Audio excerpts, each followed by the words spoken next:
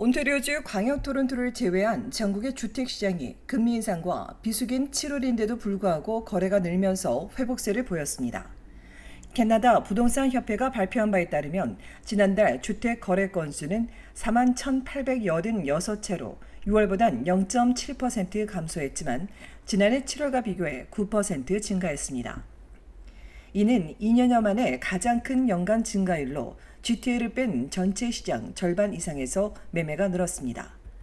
협회는 5월 이후 거래량과 신규 매물이 정상적인 수치로 돌아오는 등 전국의 주택시장이 안정화 조짐을 보이고 있다고 분석했습니다. 덕분에 구매자 선택의 폭이 넓어지고 시장도 균형을 찾아가고 있다고 협회는 덧붙였습니다. 가격 상승률도 둔화했습니다. 지난달 전국의 평균 주택 가격은 66만 8,754달러로 지난해 7월보다 6.3% 상승하는 데 그쳤으며 계절 조정 기준 평균 가격은 69만 867달러로 6월과 비교해 2% 하락했습니다. 신규 매물은 전년 대비 0.2% 감소했고 계절 조정 기준으로는 5.6% 증가했습니다. 경제 전문가도 최근 몇 달 동안 주택시장이 안정되고 가격도 완만해지고 있다고 설명했습니다. 이어 지난달 연방중앙은행이 금리를 또 올리고 인플레이션 추가 전망을 내놓으면서 이번 달 부동산 시장에선 이미 둔화 조짐이 나타나고 있다고 덧붙였습니다. 어제 연방통계청이 발표한 7월 소비자 물가지수가 3%를 넘어서면서 기준금리 인상 가능성이 높아졌습니다. 이 전문가는 구매자 관망세가 늘어날 것으로 예측했지만 부동산 업계 관계자는 이미 모기지 승인을 받은 구매 예정자들이 금리 인상 전에 매매를 원할 것이라며 기대감을 드러냈습니다. 한편 첫 내 집 마련을 위한 비과세 청약저축에 젊은 층이 높은 관심을 보이는 것으로 나타났습니다. 지난 4월 도입 이후 가입자가 증가했다는 RBC 측은 해당 상품 보유자 절반 이상이 25세에서 34세 이하로 젊은 층 참여가 두드러지고 있으며 연간 한도 8,000달러를 이미 저축한 가입자도 26%에 달한다고 전했습니다. 다운페이먼트 자금 조달을 위한 청약저축은 한 해 최대 8,000달러, 15년간 4만 달러를 적립할 수 있으며 올해 남은 한도는 다음 해로 2월이 가능합니다. 청약저축이기 때문에 당장 집을 사려는 가구에겐 별로 도움이 되진 않지만 첫 주택 구매 예정자 또는 4년간 무주택자는 구매해볼 만한 절세 투자 수단입니다. 젊은 층 참여가 높아지면서 RBC 이외의 시중은행들도 올해 안에 관련 상품을 출시할 것으로 알려졌습니다.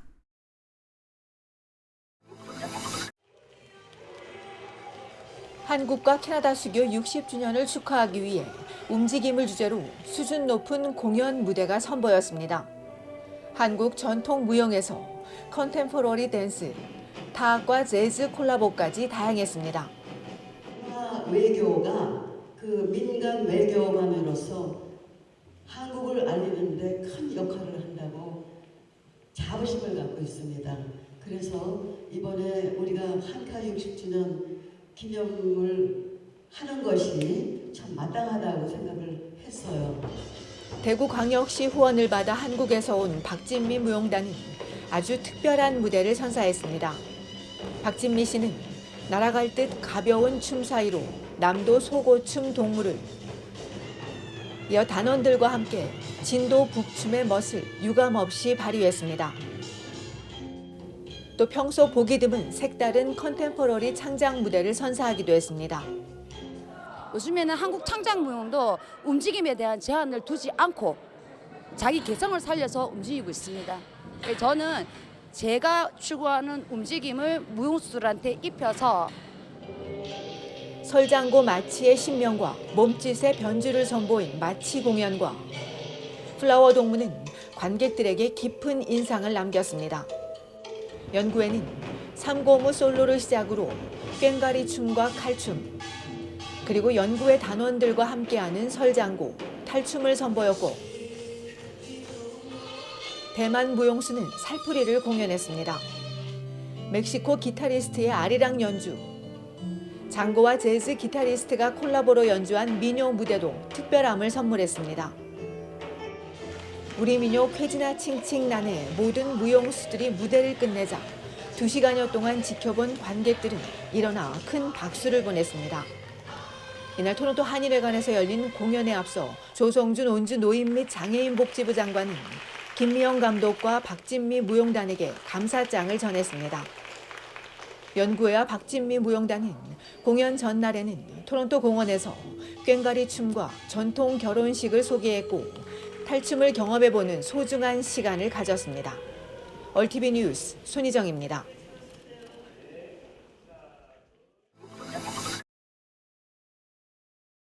지난달 식품 물가가 전달보다는 소폭 하락했지만 8.5% 올라 가계 부담은 여전합니다.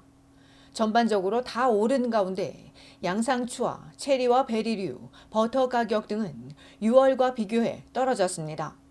양상추는 한 달 새 무려 12%가 뚝 떨어졌고 앞서 폭등했던 포도는 41%, 체리와 베리류, 오렌지 2.9%, 바나나와 식용유도 1% 가까이 가격이 내려갔습니다. 다만 1년 전과 비교하면 모든 식품들은 여전히 10% 넘게 뛰었습니다.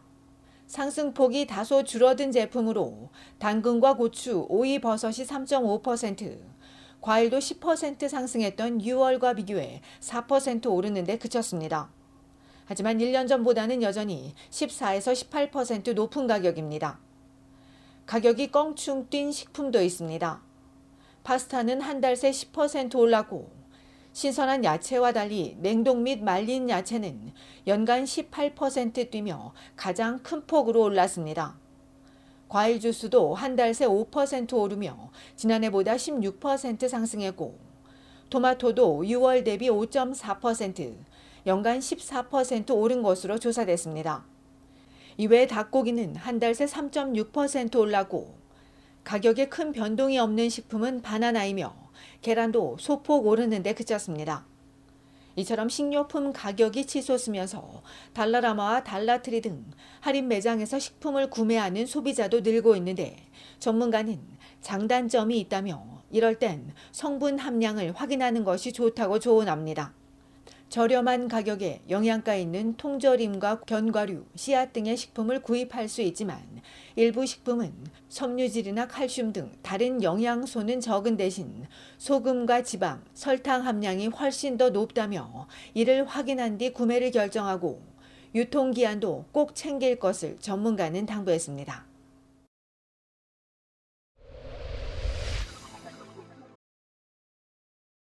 어젯밤 11시 온타리오주 토론토 퀸스트리트 이스트와 쉘본 스트릿에서 뺑소니 사망 사고가 발생했는데 토론토 경찰이 살인사건 전담팀을 투입해 조사 중인 것으로 알려졌습니다.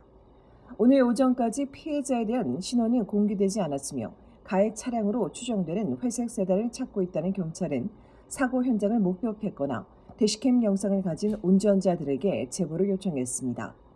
앞서 밤 8시 반엔 노스역 빅토리아 파크 애비뉴와 영밀스 로드 인근에서 남성 한 명이 흉기에 찔려 병원으로 이송돼 치료를 받고 있으며 경찰이 사건 경위 등을 조사하고 있습니다.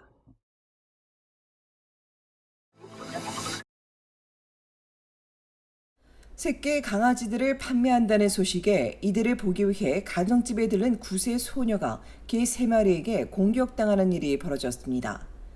온타리오주 욕지역 경찰은 뉴마켓에서 새끼 강아지를 보기 위해 아빠와 같이 온 9세 소녀가 갑자기 돌진해온 3마리 개에게 물려 중상을 입었다며 68세 견주를 과실치상과 3건의 견주관련법 위반 혐의로 입건했으며 소녀를 공격한 불독 3마리는 안락사됐습니다. 지난달 27일 오후 6시경 잭슨 코트에 있는 주택에서 개들에게 물려 크게 다친 소녀는 다행히 생명에 지장이 없으나 병원에서 치료를 받은 뒤 현재 회복 중이며 견주는 다음 달 12일 법원에 출두할 예정입니다. 한편 최근 토론토시가 발표한 바에 따르면 지난해 애완견 공격은 2021년과 비교해 40% 가까이 급증했습니다.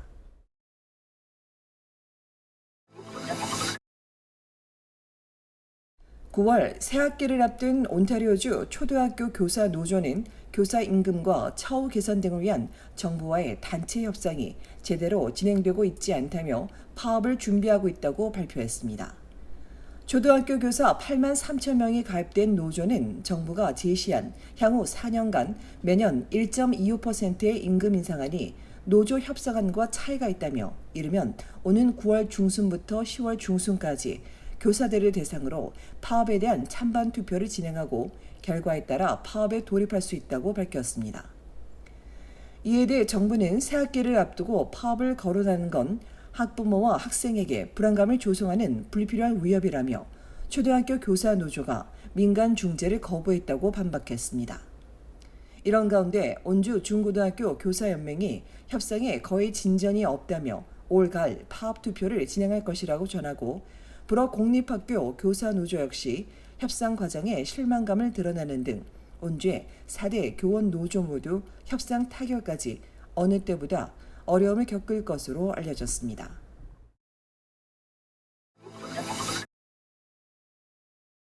올 들어 캐나다 전역에서 역대 최악의 산불 피해가 이어지는 가운데 북극해에 접한 노스웨스트 준주에 비상사태가 선포됐습니다.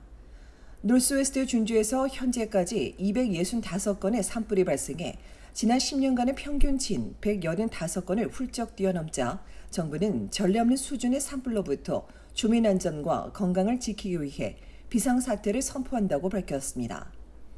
산불이 근접한 옐로나이프시도 지난 월요일 밤 예방조치를 위해서라며 비상사태를 선포했고 연방정부는 해당 지역의 소방활동을 돕기 위해 캐나다 군대를 배치했습니다.